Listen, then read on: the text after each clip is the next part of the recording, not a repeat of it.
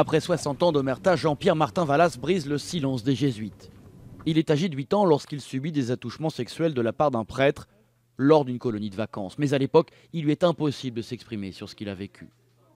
La raison pour laquelle j'ai zappé, en fait, c'est que je savais que je ne pouvais pas en parler à mes parents, parce que si je leur en parlais, ils me traitaient de menteur.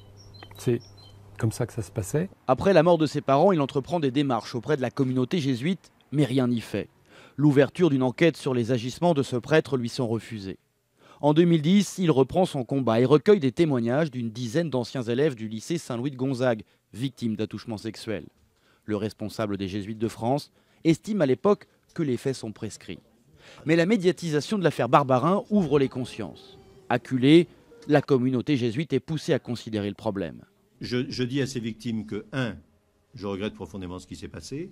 2, je regrette qu'à la date d'aujourd'hui, je ne leur ai pas donné les moyens de pouvoir faire le clair avec eux-mêmes et avec moi. Et 3, je leur dis mon désir de pouvoir les entendre aussi.